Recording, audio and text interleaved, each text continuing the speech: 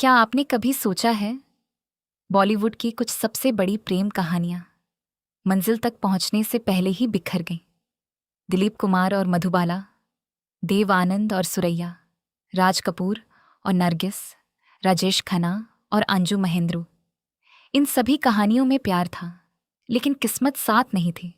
फिर एक प्रेम कहानी ऐसी आई जिसके खिलाफ भी हालात थे, आलोचनाएं थीं, विवाद थे, परिवार की नाराजगी थी, समाज के सवाल थे और हर दिन एक नई परीक्षा थी।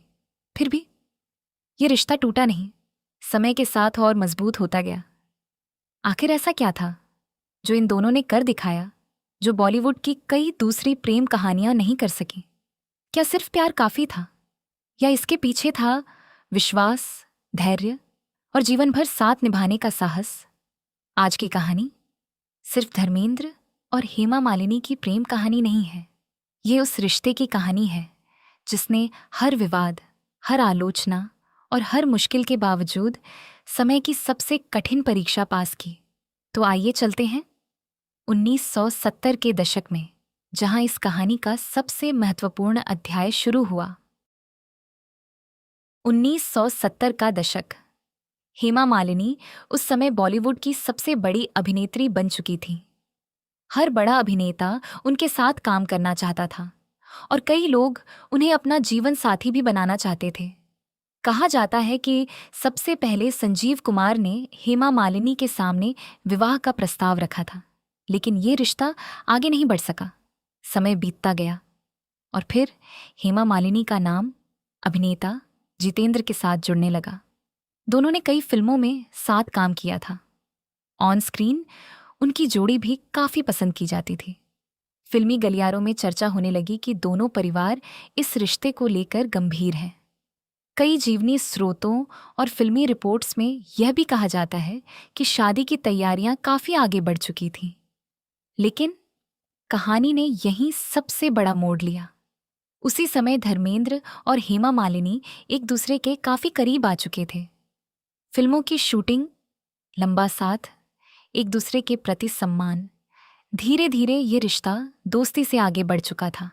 कई रिपोर्ट्स के अनुसार जब धर्मेंद्र को हेमा मालिनी और जितेंद्र की संभावित शादी की जानकारी मिली, तो वे इस रिश्ते को रोकने के लिए पहुंचे। कुछ विवरणों में यह भी कहा जाता है कि उस समय शोभा भी वहां मौजूद थी, जो बाद में जितेंद्र की पत्नी बनी। हालांकि उस दिन वास्तव में क्या हुआ, ये पूरी तरह वही लोग जानते थे जो वहां मौजूद थे। इसीलिए आज भी इस घटना के अलग अलग विवरण सामने आते हैं, लेकिन एक बात लगभग हर विश्वसनीय विवरण में समान दिखाई देती है। आखिरकार ये शादी नहीं हुई। क्या इसकी वजह सिर्फ धर्मेंद्र थे? शायद नहीं। कहा जाता है कि इस फैसले के पीछे कई कारण थे। सबसे महत्वपूर्ण था हेमा मालिनी का अपना निर्णय। समय के साथ उन्हें यह महसूस हुआ कि उनका भावनात्मक जुड़ाव धर्मेंद्र के साथ अधिक गहरा था। दूसरा कारण था परिवार। शुरुआत में हेमा मालिनी का परिवार इस रिश्ते के पक्ष में नहीं था। उनकी अपनी चिंताएं थीं, अपने विचार थे और उस समय का सामाजिक माहौल भी अलग था। तीसरा पहलू था जितेंद्र और शोभा का रिश्ता। कई स्रोतों के अनुसार शोभा पहले से ही जितेंद्र के जीवन का महत्वपूर्ण हिस्सा थी। बाद में दोनों ने विवाह किया और एक नया जीवन शुरू किया।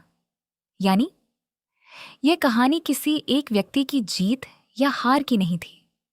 यह 4 लोगों की जिंदगी से जुड़ा एक बेहद भावनात्मक अध्याय था, जहां हर किसी ने अपने अपने फैसले लिए और उन्हीं फैसलों ने आगे चलकर 4 अलग अलग जिंदगियां बना दी।